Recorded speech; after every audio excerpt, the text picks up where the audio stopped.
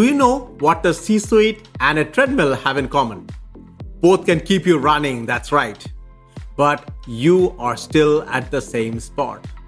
Get ready, go-getters, to run with me, Amir, not on the treadmill, but towards your leadership excellence inside the Nair narrative, the ultimate podcast that will guide you up the corporate ladder with a touch of humor and a lot of expertise. In each exciting episode, we'll dive headfirst into the fascinating science of success, unravel the secrets of effective leadership, and decode the art of skyrocketing your career. We're here to transform your journey to the top from that never-ending sprint on a treadmill to a strategic marathon that brings lasting success. So buckle up as we turn the wheel of ambition into the roadmap for success. Stay tuned and welcome to the Nair narrative.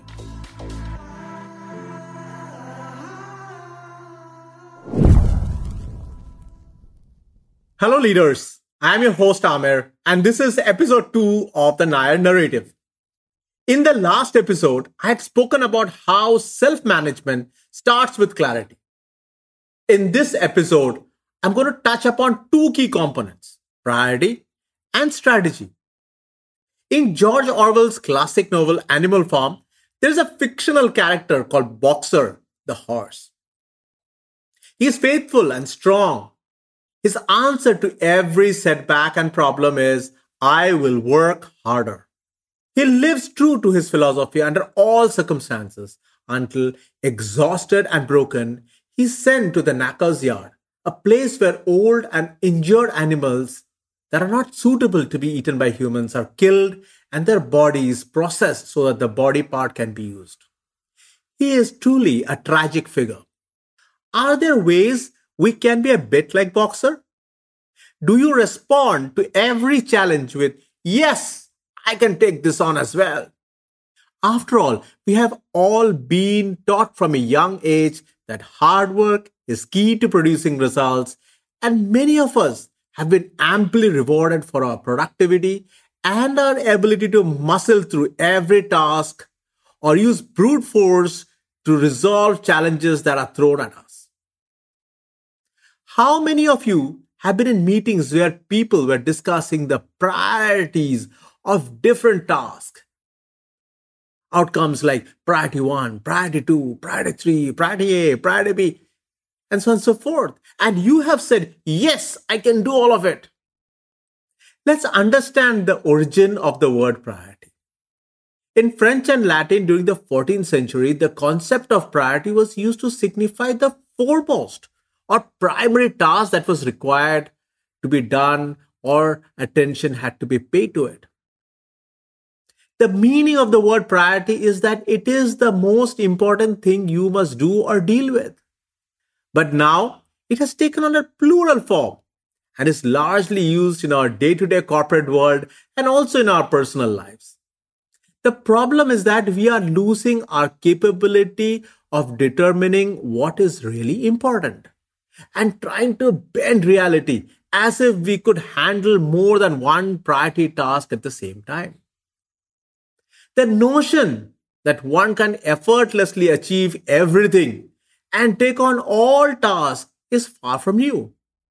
This persistent myth has been circulated for so long that it has permeated nearly every aspect of our lives. Through advertisements, championed within the corporate world, and even ingrained as simple things as our job description. Some of the job description when I read looks like a job description of a CEO with an extensive array of skills and experience for a junior level resource. The consequence of this pervasive belief is an ever-growing influx of activities into our daily lives. Although we all talk about work-life balance, the reality often contradicts these claims. Now, with the advent of remote working and smartphones, employees are expected to maintain a continuous connection with their job even beyond working hours. So, before you beat yourself up on discipline and hard work, you need to narrow down to one priority that you want to achieve. For self-management to happen, we need to decide what all are you willing to sacrifice. Because to choose that one means that you will have to sacrifice the many others. Let me now shift to the second key component, which is a sound strategy to achieve the priority and goal. Let me recount a story before I talk about strategy and its importance in self-management. In 1805, England found itself in a precarious situation as Napoleon Bonaparte had successfully conquered a substantial portion of Europe and had set his sight on invading England. The key to his invasion plan lay in gaining control of the English Channel. To achieve this, Napoleon needed to defeat the British Navy. Napoleon's plan involved assembling a powerful combined fleet consisting of ships from both France and Spain. The British Navy was led by Vice Admiral Nelson. Nelson recognized the threat posed by the combined Franco-Spanish fleet and devised a daring plan to engage them. The two fleets finally met on October 21st, 1805, off the southwest coast of Spain near Cape Trafalgar. The Franco-Spanish fleet consisted of 33 ships, while the British fleet numbered 27. As was the custom, the Franco-Spanish fleet arranged themselves in a single line, and this was essentially done to ensure that the ships don't get hit by friendly fire. Despite being outnumbered, Nelson's innovative tactics and skills of his crew would prove pivotal in turning the tide of the battle. Nelson's plan centered around a bold maneuver that involved breaking his fleets into two columns which would perpendicularly cut through the enemy line. This tactic was aimed at creating chaos and confusion within the enemy formation, preventing them from effectively coordinating their actions. The British ships were divided into two columns, one led by Nelson himself with his flagship HMS Victory, the other by Admiral Collingwood's ship, the HMS Royal Sovereign. As the battle began, Nelson's plan was executed with precision.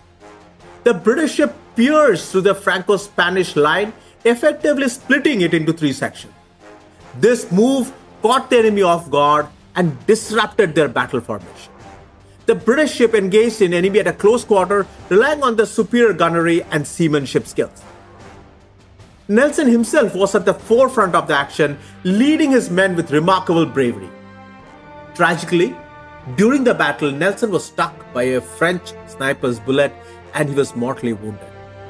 Despite his injuries, he continued to command from the deck until news of victory reached him.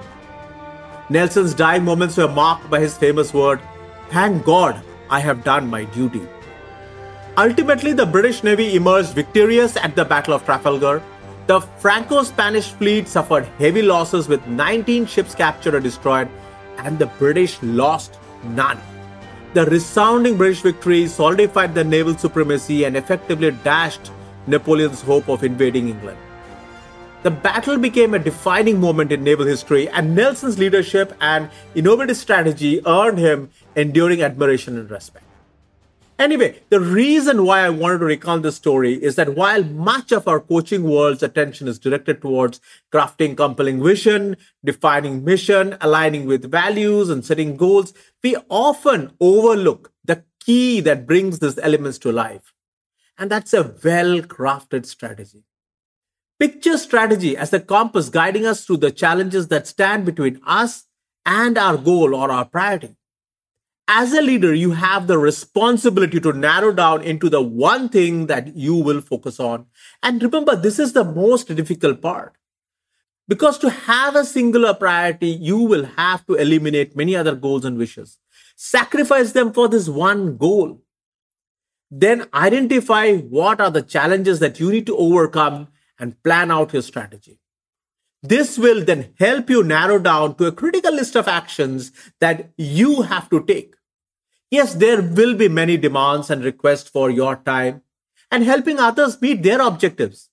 But you need to stake out time on your calendar for your work first, while allowing enough time to be supportive of others and to stay in tune with your organization. This will help you to stay focused on what's important and avoid getting bogged down in less important tasks. So there you have it. Some key self-management skills to help you navigate your career or your business. I will talk a little more about strategy and its element in my next podcast. Make time for yourself and stay on the plan. At a minimum, set time aside for 1 hour daily where you take stock of progress, catalog problems, notice opportunities, and update your plans for the next week, month, or quarter. By taking the time to reflect on your progress and plan, you can ensure that you stay on track and achieve that singular priority. And before I sign off, here's a quote from Swami Vivekananda. Take up one idea. Make that one idea your life.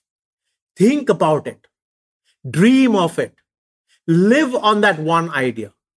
Let the brain, muscles, nerves, every part of your body be full of that idea. And leave every other idea alone. This is the way to success.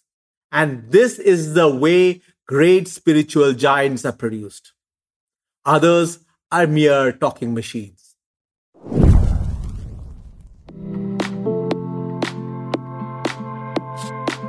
And that is a wrap on another episode of the Nair Narrative. I hope you're feeling better equipped and energized to slay your corporate dragons. If you love historical fictions and short stories, why not dive into my book? The link to buy them is in the episode description. And please do join my paid community of over 200 experts and grow with Amir. Let's accelerate your journey together. Don't forget to subscribe to this podcast and leave a 5-star rating and review if you enjoyed our time together.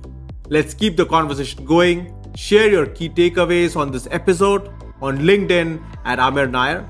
I would love to hear your thoughts. Until next time, keep reaching for your greatness. This is your host Amir signing off from the Nair Narrative. Remember, your journey to the C-suite starts with stepping out of your comfort zone. So meet me in the next episode to get a little more uncomfortable.